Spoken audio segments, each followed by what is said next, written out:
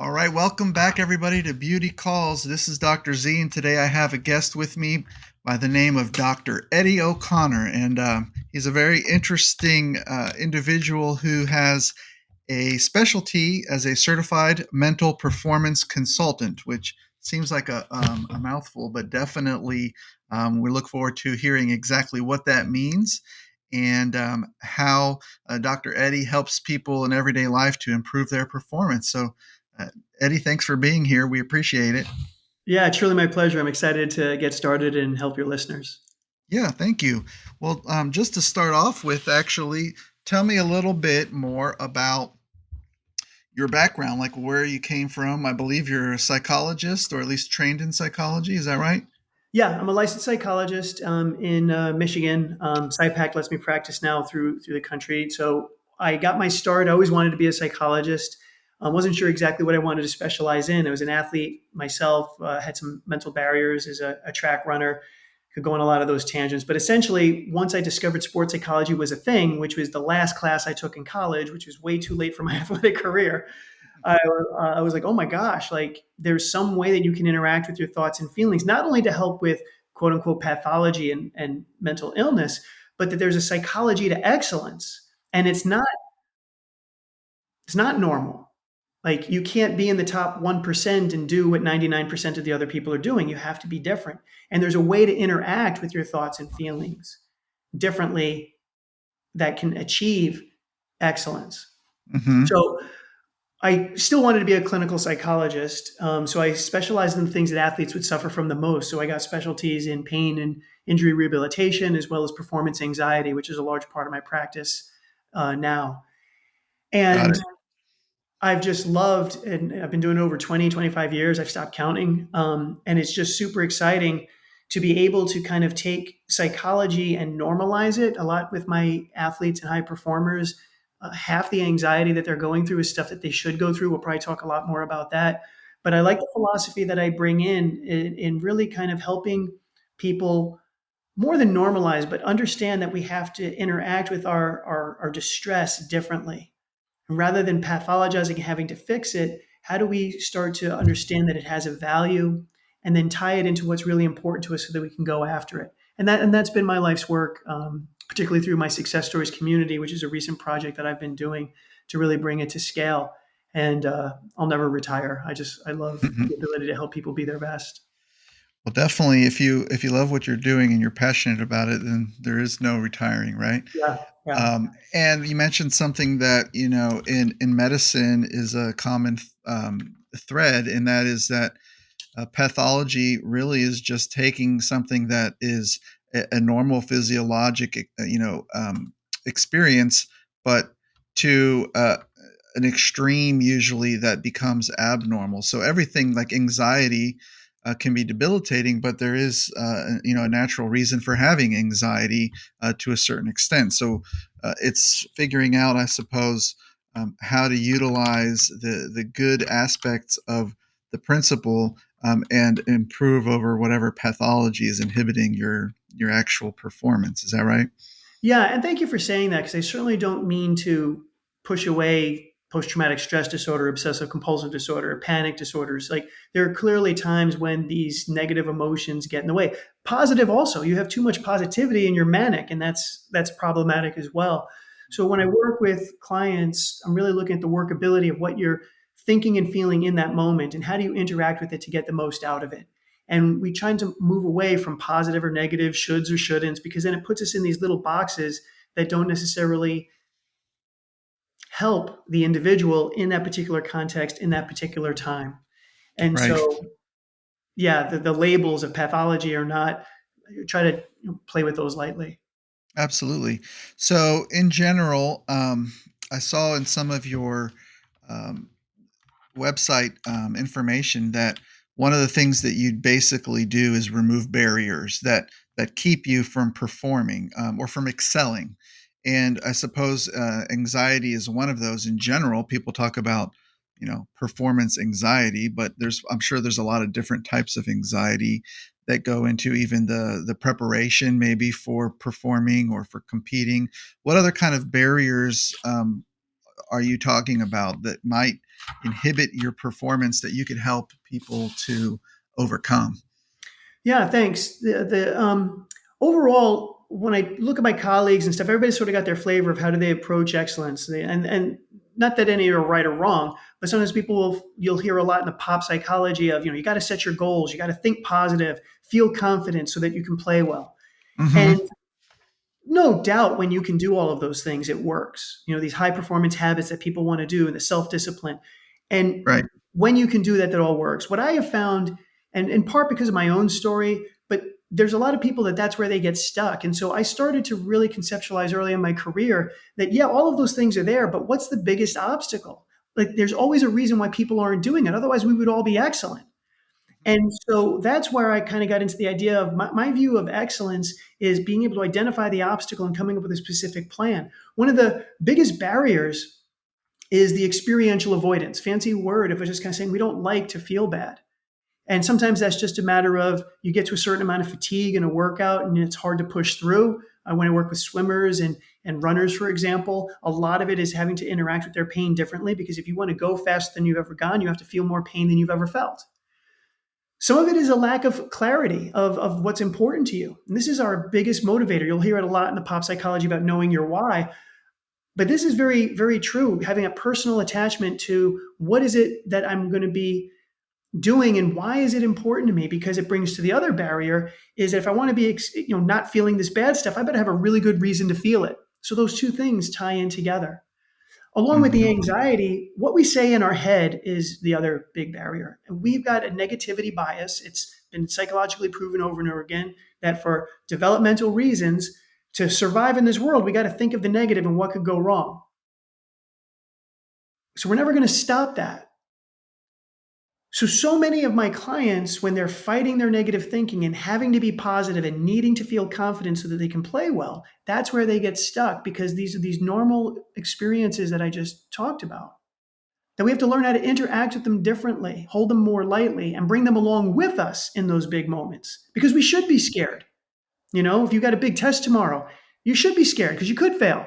You could lose Mm-hmm. the game. You could ask somebody out, they could say no. Your financial, future matters to you. We worry about the things we care about. So how do we learn to not be so afraid of and run away from to make ourselves feel better? How do we stop prioritizing how we feel? Not that it's not important, but not prioritizing it to the point where then it inhibits our committed action towards our values. That's the other big problem is our ability to follow through. What's holding me back? Usually there's a really good sound psychological reason of creating safety, protecting yourself. And that's where my story really begins. If you have a moment, like this was my personal experience. I was a runner in high school and really important part of my identity. I ran constantly, cross country, indoor, outdoor, and then all summer training. And my identity, even though I wasn't very good, was wrapped up in, I wanted to break 210 as a half miler. And as you can tell, like that's okay, that's good, but it's not great. It's not going to get me any Mm-hmm. scholarships. But I kept coming across the finish line my senior year, 211, 211. And I wasn't tired yet. I was going off to the side and throwing up as if I was exhausted.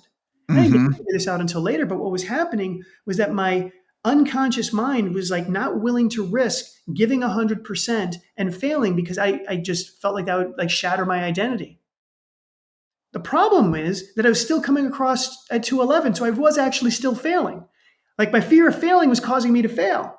And what I didn't tune into the time that I help my clients realize now is that my girlfriend still loved me. My parents still accepted me. They weren't affected. My coach, my teammates were still supportive. That even though I had this fear of failure and was failing, it wasn't the emotional experience that I was afraid of. If I could have risked giving 100%, that's what I was getting hooked on. I was not being able to give 100% because it kept hope alive. Well, if I just did this, I didn't really fail because I had it more in me. It was this Mm-hmm. weird psychological, emotional protection. And I find that that's the big thing. Unconscious, sometimes conscious, but mostly unconscious, is operating under there. That if we can be willing to take that risk, lighten up from the protection that our mind is already doing to us, then we become free to do the excellent things.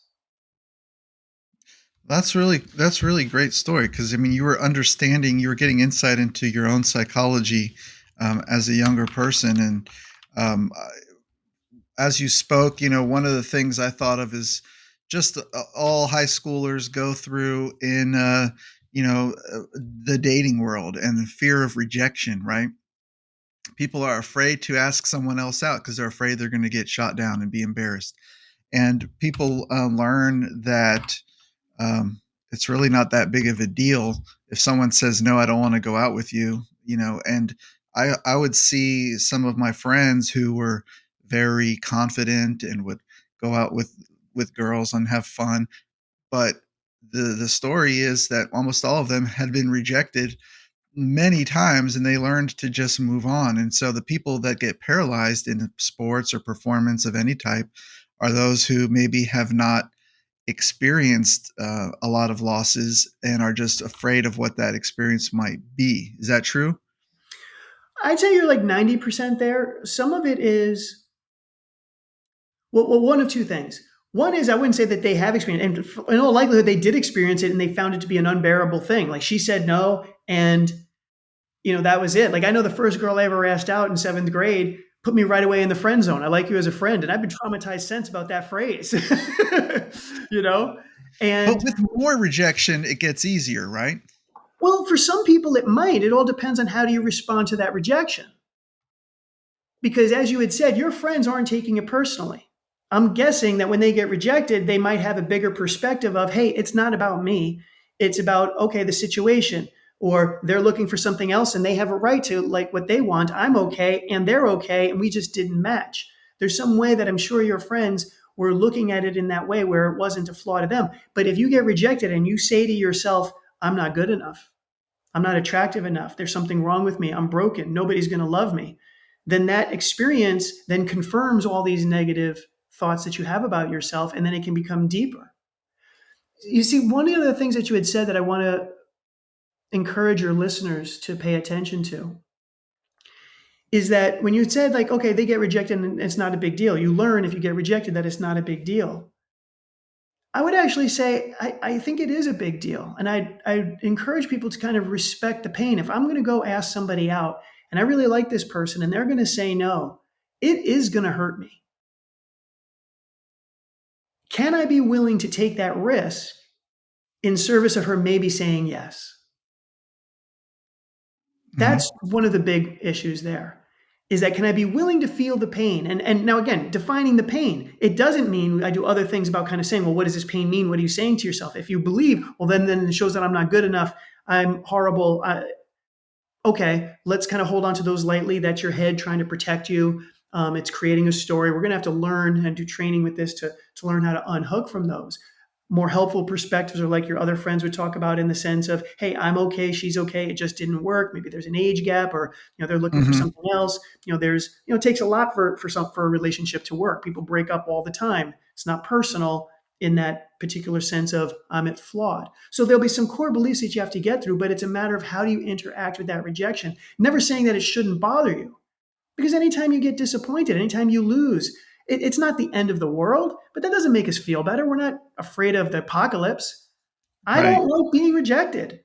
I don't like losing a game. I don't like getting a B on a test. I don't like getting a negative comment from my supervisor. I don't like disappointing my kids.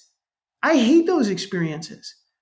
And if we're going to hate them and not be willing to go through them, the only way to protect ourselves is to not put ourselves out there. Don't ask her out. Don't do that job. Don't compete.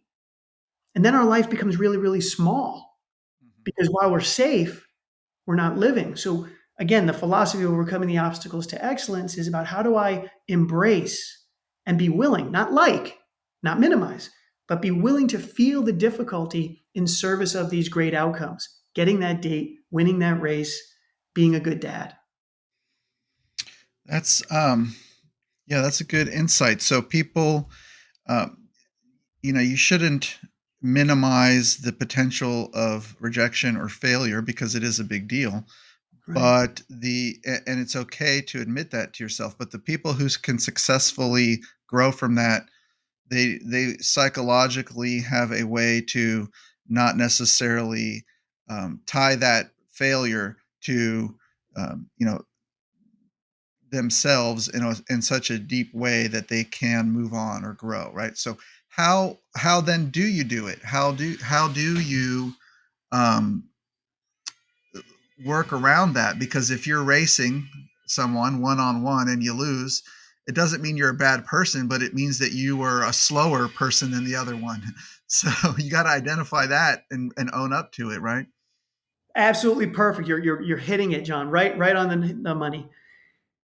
It's not personal in the sense of there's something wrong with me internally, and I did lose.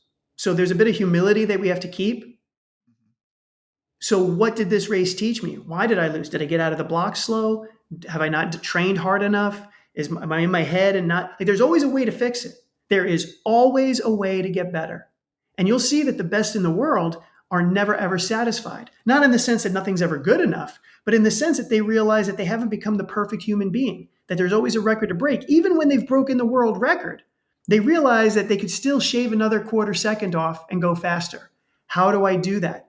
And that challenge of growth is really the big difference. The relationship that you have with your mistakes. And if I have perfectionists out there, I am looking at and talking to you.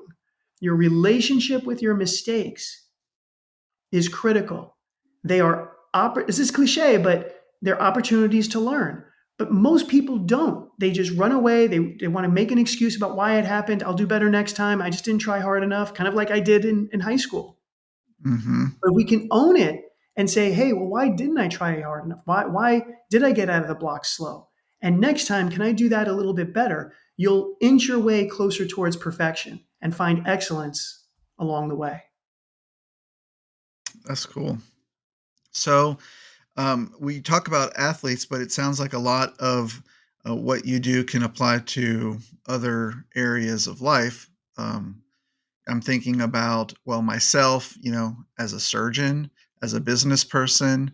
I think about my kids as students. And so how is there, do you bring it all together into like one uniting principle, or is it important to break it down?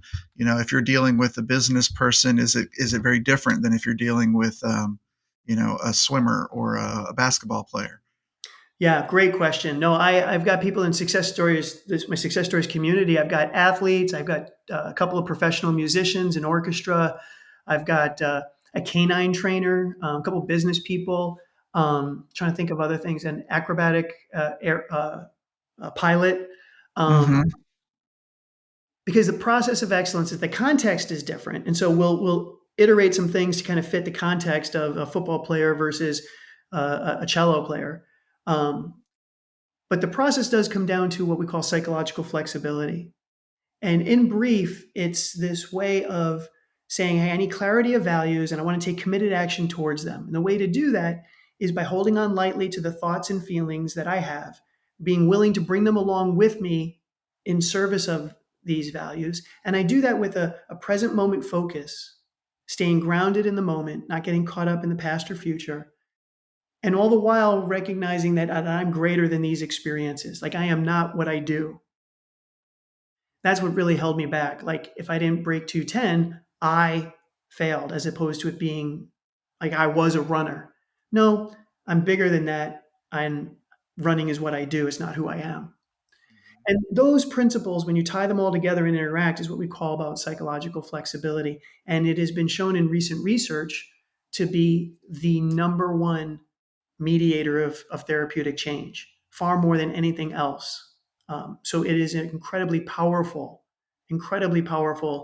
framework to come by. And it applies to all areas of performance and living. So if you want to be an Olympic athlete or you want to be a successful mom or dad, a great business owner, psychological flexibility is the way to succeed. So how do we learn? How can we learn on our own? Like, what's a starting point to become more psychologically flexible? What would the approach be? Is there some book that you have to read, or do you have videos that we need to watch, or what's the starting point? Well, there's many. Like this podcast is a good one to start off with. Like if you just wanted to get on your own, you hit those high points that I'm talking about. So certain practices that you can get from a lot of like mindfulness training. Mindfulness is a specific way of paying attention on purpose in the present moment detaching from the thoughts and evaluations. And that type of mindfulness training of your brain will allow you to be more successful in these other aspects. So, mindfulness is a big part of it. As I had mentioned earlier, the clarity of values, doing some types of values, know your why exercises. There's lots of books about that that would hit that component of it. Um,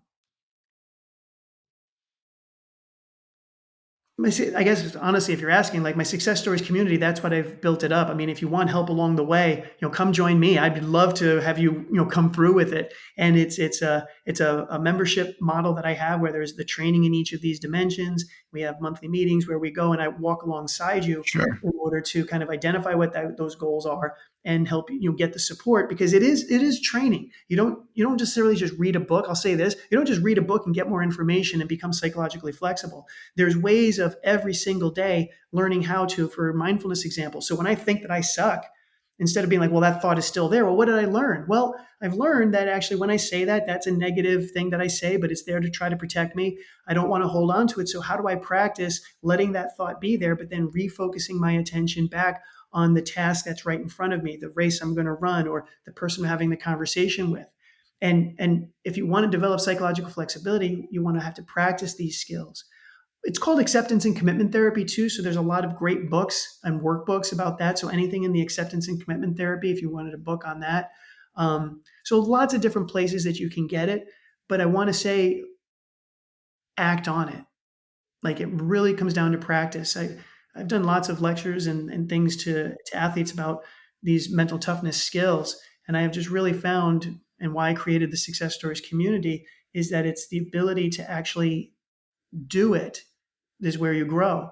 Man, I can watch videos on doing push-ups and getting stronger all day, but if I don't go to the gym, nothing happens. And I feel like that's what we do psychologically, is we think it's all about just thinking it differently, and it really isn't. These are skills that can be practiced and developed so that they have a bigger impact in your life. So before you pick up a book or watch a video, I would just say, set the intention that you're going to work psychologically and train your heart and your head in the same way that you do your body. That would be my biggest piece of advice. I think a lot of that applies to like people who are struggling with weight loss. You get caught up so much with learning what to eat or what to do or what activities are most beneficial. Um, but the number one thing is to just get up and do it, right? And that's the hard the hard step. You sometimes it's just even if it's not the right thing, doing something is better usually, and then learning how to improve it than trying to perfect your plan and it never gets implemented because it's always in perfecting mode. Well, that can be really complicated. So early in my career, I spent a number of years working in an obesity clinic. And so you're right, all of these performance psychology principles, and I've used it with people with chronic pain, obesity. And it's so frustrating for those out there, right? When you try to lose weight, it's like, well, just do it. There's a heck of a lot of really good reasons why we don't, why we keep going back to sugar, why we don't skip the snacks, why we don't want to go to the gym. And that's what I mean, is that if we keep going back to these old school thoughts that, well, just think positive and, just let it go. It's like, that's normal. Just ignore it. Don't feel that. When we get so caught up trying to control how we think and feel, when those things pop up automatically, when we have the false belief that we have to be motivated in order to do these things, you'll never lose a pound. We're never motivated or happy to go through these health behaviors. So clarifying, going back to the model of psychological flexibility, clarifying your why. Like, are you doing it just because the doctor's telling you, or because your family or your partner is saying that you need to get healthy? That's not going to motivate you. Why do you have a personal attachment to why you want to get in physical shape? Do you want to be there for your grandkids? Is there a particular event that you want to be able to do and go on vacation, and you want to be able to hike that mountain with the family? Uh, what is it that's going to really drive you? Because then when you want to skip that donut, or you have to go and run that mile, you can remember that. And then you become willing to feel the pain of not having that comfort food, right? That's a big one. Or the Yeah. pain of, here comes Thanksgiving or Christmas or some other holiday or Halloween. And it's a big family celebration around food. That's the problem that we have is food is not just fuel. That's why I tell my athletes, food is fuel. But for most of us, food has become this cultural experience, and I Hmm. have to have the cake on this my kid's birthday. Otherwise, they're going to feel bad. And if I don't have a full plate or take seconds, or I grew up poor in the Bronx, and when we grew up, it was like you cleaned your plate because food was expensive and other people were starving, so you don't leave any food on the plate. Well, that hurts when I go to a restaurant and there's a big plate and I don't need all those calories. So, Right. again, if you're trying to lose weight, we want to talk to that population here for the moment. Please don't ignore all the barriers. Like you're overweight for a good reason. Let's respect those, but get you back in touch with what's important and why you might want to get into shape. And then how do you change your thoughts and feelings or your reactions to those thoughts and feelings and come up with and train a new mantra that's more workable. That's ultimately how I work with athletes is not what's right or wrong, good or bad, positive or negative. Those rules don't apply. Is it working or not? Quick example. I was at the gym the other day, going slow, not lifting heavy. And I started cursing myself out. Somebody came up to me. I was like, "Hey, as a sports psychologist, what are you doing? Like, that's not, I thought you said you're not supposed to do this stuff. Do you want to?" And this was it. Do you want somebody talking to your son like this? And I was like, "Well, first of all, I'm saying it with loving kindness, right? I was cursing myself out, but I knew my heart because I knew I could do better. So all this negative self talk was performance enhancing. I threw the weight up and hit a PR. So positivity doesn't always work. A lot of the times when we're just being positive, we lose the intensity. Overconfidence is a real big problem in sport. You're not prepared to go into it. So move away from the right or wrong, should or shouldn't. Is what you're saying to yourself helping or hurting?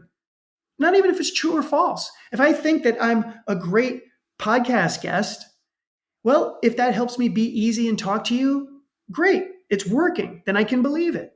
But if it's having me be like, arrogant and giving short answers or doing something bad, well, then it doesn't actually matter whether I'm good or bad. Who cares? Like, I need to perform well on this podcast. So, what Right. is the function of the thought of thinking good or bad? It has much more to do with the workability of it.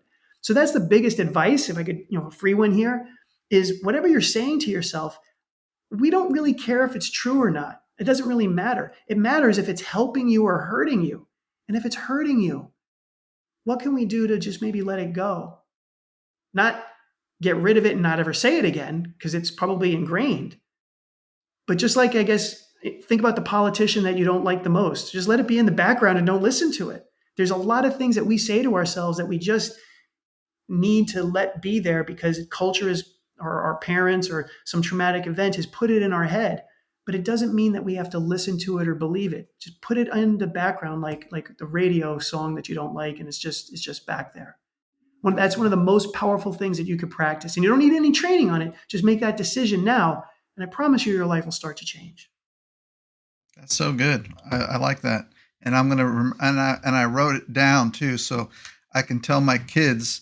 I'm saying this to you with love and kindness when the next time I feel like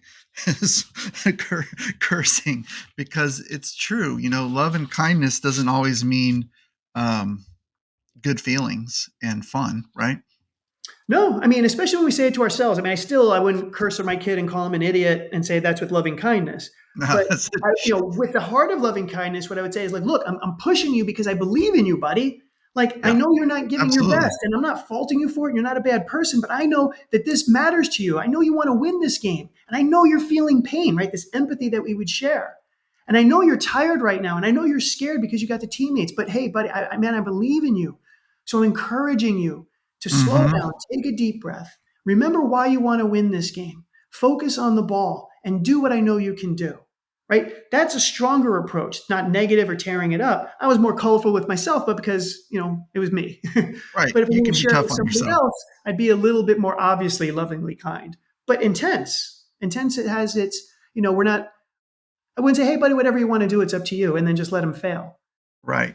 It's not a detachment. It's not a matter of not caring. We can kind of be up in there. But again, if we extend that out, get permission too. I wouldn't just go up to strangers and do that. You want to have that relationship. You want to kind of know, hey, is it okay to do that? So that, again, we can go on another tangent about all of those. But That's why I like How the about question, if is it how working? about if the Because goal is, or the you talk about clarity of values. How about if the person that you're working with doesn't really value that goal, but they have to do it for some external reason, Um, for well, I example, would give let's say you get drafted into the army and you have to be a good soldier, but you don't really want to be. How do you work around doing your best in light of not really having the motivation that you need to push forward? I would say you still have to find out, well, two things. One is, what do you control and what don't you control? So we have to start with that acceptance. Like, so you said, if we got drafted, I don't have any control about not being here. So what do I value and why do I want to do my best? Number of reasons could be, and I would have the soldier kind of come up with these. But one, what's your character? What kind of person are you? Are you somebody that values following up on your word or giving full effort? We would do some type of exercise to kind of find out what's your character. So how do you bring your character and who you are into this? For example, it might be it's a spirituality, like maybe it's a deeply religious person who says, "Hey, I really believe in God's will and I hate where I'm at, but did God put you in this situation? Do you feel like He's gotten a place? Is this a place where you can show your faith?" That would be one example. The other is maybe less than a draft, but like, hey, I've got to keep this job or I have to do this, I have to do that, is to realize that you actually don't. Like sometimes we're in positions where I have to do this. And it's like here's a simple example. I have a lot of athletes that say I have to go to practice. And I hate that. I'm like, you don't. They're like, well, I do. But I don't want to, but I have to because otherwise the coach will be mad. Or, but then I'll lose my starting position. So I say, well, then you do want to go to practice. And they're like, no, I don't. But you want the outcome? And so we start to build the bridge of, well, if I want the outcome, then there's some level of why I'm willing to go and do something I don't want to do because it ties into the value of that. So and that's going to be much more common. Many of the times where we're in situations that we don't want to be in, it's because they're hard and they're difficult. Well, then is it in my character or is there some particular outcome that I want? So just even for students going, like people hate going to class and they hate going to school, but they all want their high school degree or their college degree. So every time you're complaining about having to be here and hating being where you are, you got to remember that you've chosen to be there. You could not go to practice if you hate it. Quit the team. Drop out of school. And then you find, well, I don't want to do that. Okay. Then don't let yourself get all caught up in the discomfort of the process that you're choosing. And I'm not saying that you then love it. I'm just saying that then you're willing to feel the discomfort because you're so tied into the outcome that you desire.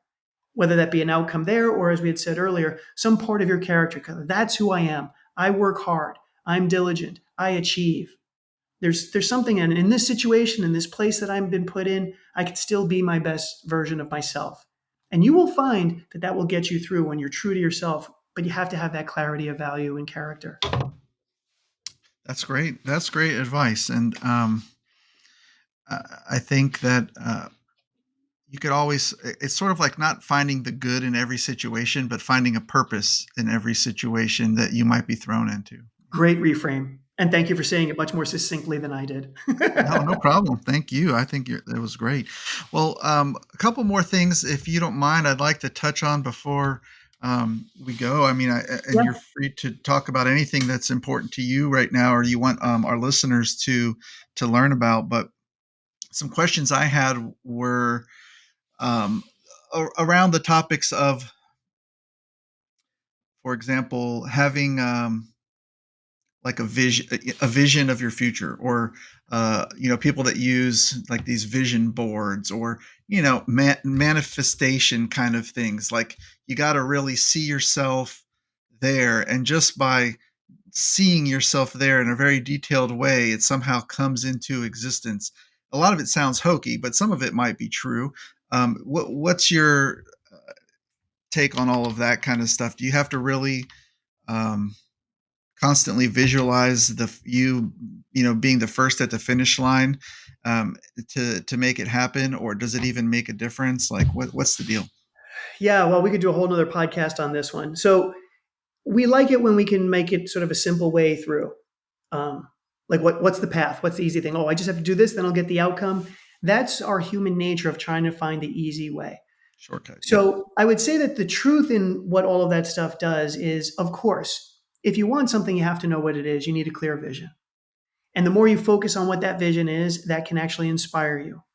Where the quick explanation that you had gave, what doesn't get advertised underneath it is the process. That even if you have it, this manifestation, it only manifests if you do the work. There's nothing magical about it that it just shows up. There's always a process, and the process is always hard. It's always filled with adversity, and it always requires perseverance and patience over a long period of time. If you don't have those qualities, your vision board is not going to do anything because you're going to, as soon as adversity shows up, you're going to quit. So it's a combination of both of those. If you're going to use those techniques, I think that they can be very helpful. And there's a lot of great points about, again, the focus and the clarity of where you want to go, your commitment to it. But we don't talk enough about the hard work and the sacrifice that's involved. And you have to have that willingness. So maybe it's just a way to just keep your eye on, your goal or the target, but it doesn't have anything to do with making things easier. It just keeps you on course. Right. It's like it's your destination, right? Hmm. And so as you go through, you want to say, am I on the right path? Like a map. Research has also found, though, to be careful because if you're daydreaming too much about your dreams and the outcome, it's been found that can actually undermine the process because if you imagine the great business dealer winning the race, you're getting all the chemicals of like imagery is powerful. You're getting the feeling of getting what you had wanted, and it can undermine your effort to get there, your desire to work hard to get there. So, as part of that, I would take that vision board of what the outcome is that you want, but don't end that exercise there. Then cycle it right back to what do I do today that's going to move me closer. That's the most important part of the vision board. You have the vision, but you got to translate it into what can I do today to take action on that's going to move me one step closer. And being willing to do the level of difficulty that might be, because it's likely inviting something that's Painful. hard or doesn't feel like it's going to move you farther. But if you take one step closer towards that vision every day, that's how it manifests. Got it. That's cool. Well, I think a lot of the stuff you've talked about has, like you said, so much more room to discuss that they could all be their own their own podcasts. And of course, I'd love to have you back someday. But um, we talked about clarity of values, psychological flexibility, mindfulness, and I guess that kind of it correlates with meditation too. Yes. So mindfulness is a specific kind of meditation. So, if you think about meditation in general, you can, meditate on loving kindness. You can meditate on spiritual values. You can dedicate it somewhere. Mindfulness has a unique aspect of quieting the mind and sort of canceling out a particular place that you have to go. It's much more objective and observing. And not that one is better than the other. It's just a different type of mental training for sort of a different benefit. I'm a big fan of the mindfulness because of the practice of unhooking from the thinking. We are built to attach to everything that we think, and it's a critical skill to learn how to unhook once we can recognize that what we're thinking isn't helping us. And that's easier said than done. But the mindfulness training, by learning how to notice what I'm thinking and let go and then go back to something objective, really helps with performance because it doesn't really matter, like say in baseball, whether I think I'm good or bad. I have to focus on the ball as it's coming in and notice and let my skills take over. So sport in particular, but a lot of things that we do as a surgeon, right? You could think you're great, you can have this anxiety, but really what you need to pay attention to is who you're cutting, where you're cutting, and why you're cutting. It's Right. like your opinion about it doesn't really matter. You just need to be technical. And that's Right. a very mindful state of performance. And when you're totally locked in to every millimeter as you cut, you get the best performance. Correct? Correct. I've never Yeah. operated So on somebody before, so I'm you're assuming. you're you're detaching you're detaching the emotional values There you from go. what you're actually doing. And how does all of this relate to beauty? Yeah. When you hear that this is a podcast not just about health and wellness and improvement, but about beauty, because it's so complicated. Art, music, physical attraction. What do we find beautiful in nature? Like it's all sort of related, but very subjective.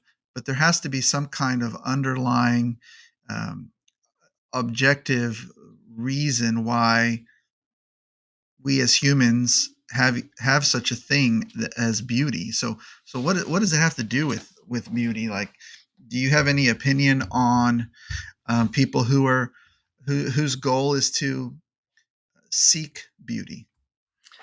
Yeah, and this is my own very, very, very personal reaction. There's no science or anything else on it, but I saw that when I was looking to come into your podcast, and I saw that question, and I sat back and I was like, huh, like I'm the performance excellence guy and stuff. Like, what does this have to do with it? And I reflected. It was a bit of a mindful exercise. I just kind of noticed what showed up, and I was like, well, what do you find beautiful? And I had a number of things, and as I started to get down lower than that, past the superficial of beauty and what society says is beautiful and this and that, and I started to move into, sort of like this idea of performance and what I enjoy in sports, like these amazing moments. And I kept going down, and I started to think about, well, what's beautiful about my kids and stuff. And here's what I discovered, because this is what got me emotional when I thought about beauty. When I see somebody being totally genuine and expressing themselves, whether it be an infant that just looks at me and smiles because they don't have any thoughts yet, and they're like, that's beautiful. Or when I see a football player like just excel in the moment and run down and make this spectacular catch and celebrate a job well done. Or when I see my kids being quirky in their own, especially when they were adolescents in that awkward stages. My son just yesterday, I was standing there smiling. He was like sorting the dishes and putting them away. And I just sat there and I was just smiling. And he goes, what? You're being weird. But Right. honestly, what that was is I was like, buddy, I was just standing there looking at him, noticing that, he's going to go to college next year. And I was like, just thinking about all the years. And here he is. And he's just being my son, putting dishes away. And that was beautiful because there was no fakeness. There was just him doing an act. And in my work, when I help people get out of their heads and start to live their valued lives, that's beautiful. When they can be the person that God created them to be, when they can be their true, authentic self as a unique individual, because none of us are the same, but when people can find who they are and their purpose and go in a committed way towards that, like to me, that's why I'm in this field and that's what I want to do. And I was like, you know what? Yeah, that's beautiful. Where I just sit back like you would, whether it be art or something else, and you're just like you're taken back by something that's so beautiful, a sunset, and you're like, wow, that's beautiful. And that same sense of peace and awe is what I have when I have clients that reach their full potential. It's just beautiful. Well said. Beauty is authenticity. Yeah. Yeah. Thank you for that question, because I don't know that I would have gotten there without that prompt, but that's a beautiful question. hmm and just thinking about my line of work is because there's so many misconceptions about what is plastic surgery and this and that, and I'm not talking about right now just the cosmetic part. Um, Most patients tell me, I don't want to look fake. I just want to look like myself. Like I want to look like how I did when I was the happiest with myself. And so that kind of really shows in the same way that authenticity is more beautiful. When you see something that looks artificial, it doesn't resonate with you the way it does when it's really authentic. And so I think a lot of us just want to look the way we feel, and then when you look how you feel, then you feel beautiful. You know. Yeah. So, anyways, I really appreciate your insights on that and on everything you've helped us with today. It's really been great talking with you, and I want everyone to know how they can learn more about you, your services, and your community. Yeah, well, thank you. Everything is centrally located on my website, easy to remember, dreddieoconnor.com. And if there's a tab there to go under the membership, and that's where my success stories community um, is posted. And again, the best way to really just kind of explain it is that this is a process, and we don't travel this alone. But it's a place where high achievers like you are coming to get past those challenges, um, and you get to do it at your own pace. You get to do it in a community that supports each other, and it's again my life's mission. But if you want to go from insecure, doubtful, inconsistent, and you want to learn the skills and have the support to then become confident, impassioned, consistent, and the best version of yourself, this is the place to do it. It's growing, it's fun, and I would love to walk alongside you as you write your own personal success story. Excellent. Well, thank you so much, everybody. Go check out dreddieoconnor.com. And if you have any questions, leave them for us in the description below. I'm also, or in the comments, and I'm also going to put your website, any social media outlets that you would like us to mention. Yeah, I'm on everything, so it's usually at Sports Dr. Eddie for Instagram and Twitter and X or whatever it is, and and Right. then Dr. Eddie O'Connor on Facebook and some others. But I'll send you the full links, and you can put them down All on right. there. Well, this is Dr. Z saying goodbye to Dr. Eddie and to all of you Beauty Calls listeners. So I appreciate you very much. And thank you for sharing with us today. Thanks, it's been a pleasure, and I look forward to meeting all you guys out there. Take care. Thank you. Have a good one.